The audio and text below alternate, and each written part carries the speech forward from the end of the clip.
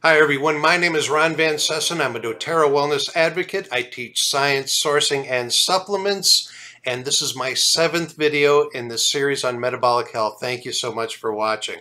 Today we're going to be talking about vitamins and minerals and how to supplement those a little bit. We're going to be focusing today pretty much on the science of vitamin and mineral supplements.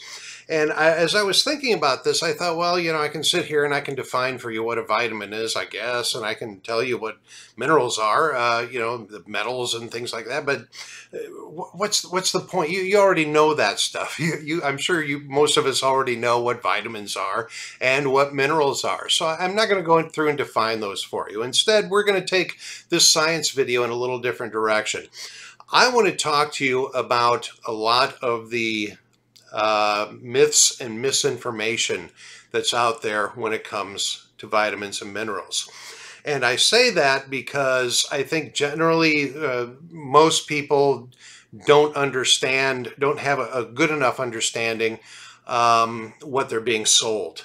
And I'm going to go on record and say something right now, and I firmly believe this, and so I say this very, very confidently.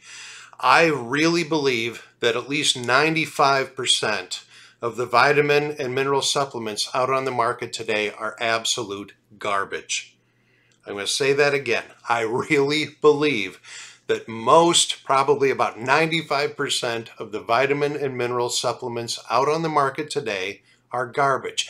They are not worth the bottles that they're put in. There's not much nutritionally happening there when you take those. And it's really sad because this is a multi-billion-dollar industry. The vitamin and mineral supplement industry is huge, and a lot of them just aren't worth anything.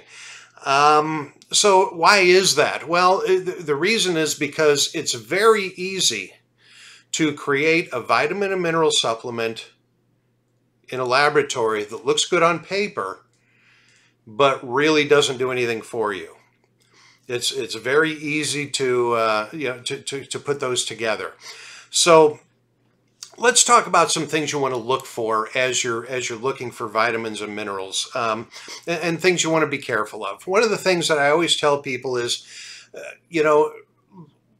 be careful about how many ingredients you're looking at, because if there's a super long laundry list of all these different vitamins and minerals, it's got this and this and this and this and this, and then you're taking a pill that's like, oh, maybe that big. How much of those nutrients are you really getting? Think about that for a second. How much nutritional benefit can you pack into a hard little, a super compressed little piece of chalky, whatever that is that they make these things out of? What benefit is there really there? Think logically about that just for a minute, and you'll realize, they've got a big, super long list of ingredients. Odds are I'm probably not getting enough of those ingredients for it to really be beneficial.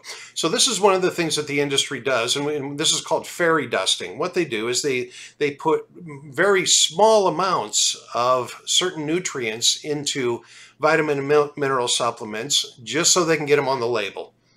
And it's nowhere near a therapeutic value. It's nowhere near anything that's going to provide you any benefit whatsoever. But they've got it on their list of ingredients, and they're doing that so they can sell you that supplement. All right, so that's one of the myths that you need to kind of be careful of. Another one is I want you to be careful of thinking, a lot of people think that more milligrams of something, this is kind of the flip side, more milligrams of a particular nutrient is always better than less milligrams, and that's not always the case. There's a lot of different nutrients out there, especially when we get into the mineral side of things. There's a lot of different nutrients that our bodies just have a tough time absorbing. And so what they'll do a lot of times is they'll boost up the milligrams because they know your body's not going to be able to absorb that much of it anyway. So they'll put in the cheaper ingredients and things like that. and boost up those milligrams much higher to make it look better.